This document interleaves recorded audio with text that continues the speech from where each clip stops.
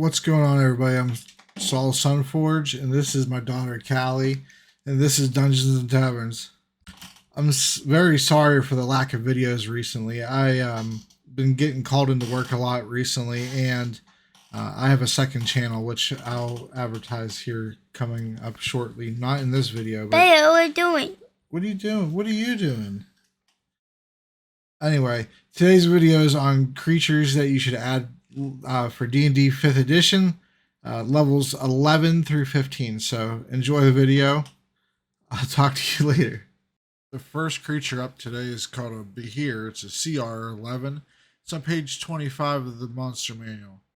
With a move speed of 50 and a climb speed of 40, there isn't too many parties that are going to be able to outrun this huge salamander-like creature.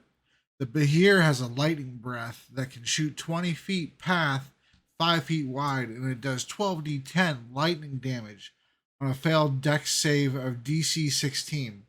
The Behir has a deadly combo where it restricts its target and then goes in for a swallow attack. While inside the Behir, you take 66 acid damage per round. Next up, I added a bonus creature, another CR11 creature for you. It's the Remoras, CR11 on page 258 of the monster manual. With a burrow speed of 20, the Remoras can easily hide in a snowy bank, and it has the ability to control its body temperature so it doesn't give away its hiding spot with melted snow.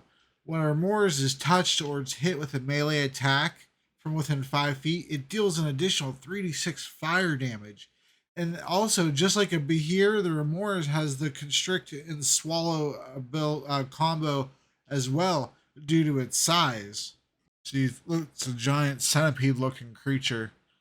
They're Arctic predators because they hide in the snow because they could change their body temperature. So they're very good at ambushing. So you can use these to up the pressure on the party. Through a long snowy trek or something, towards the end of their journey. Maybe they're malnourished, they haven't had water, maybe they haven't had shelter, they're real cold. And then you put them up against these things, and you're up in the pressure substantially. The Yeas are CR12 on page 73 of the monster manual.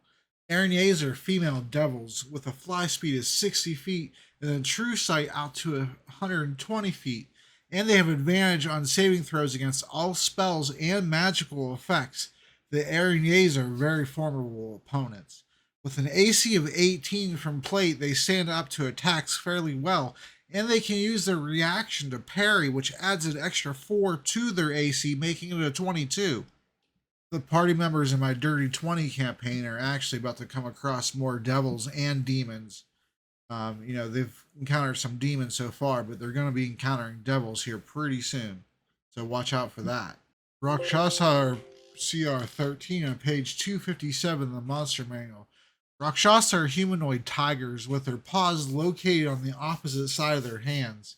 They can't be affected by spells of 6th level or lower, so they'll give spell flingers a huge nightmare. They also have advantage on their saving throws against all spells and magical effects like the Yeas did. Throw 1 or 2 of these at the party when the casters are running low on magic. Rakshasas can use disguise self and detect thoughts at will, so they're very favorable to use in a impersonation arc. They like to be nobles, wealthy merchants, influential people. And that's how the Rakshasa gain access to more and more people to eat. A hit from a Rakshasa claw in combat bestows a curse, so that party member won't gain the benefits of a short or long rest until the curse is lifted with a remove curse spell. I like to use Rakshasas in a desert environment or a city environment. I have used them in a forest environment as well. Death Tyrant, CR 14 or 15, if they're in their lair. They're on page 29 of the monster manual. Death Tyrant is the result when a beholder dreams about extending its lifespan beyond its natural limits. with a massive main eye that emits a 150-foot cone of negative energy. Any creature caught in that cone can't heal, and any creature that dies in that cone becomes a zombie under that tyrant's control. A death tyrant's most powerful abilities, just like a beholder's are, is raise, which gets a three of them per round, which is quite devastating if you roll up, randomly and they roll up well. They have a death ray, a disintegration ray, and a petrification ray, which are my favorite. The disintegration ray does 10d8 force damage and can disintegrate objects. The death ray deals 10d10 necrotic damage, and the petrification ray can turn creatures who fail a DC 17 deck save twice into stone.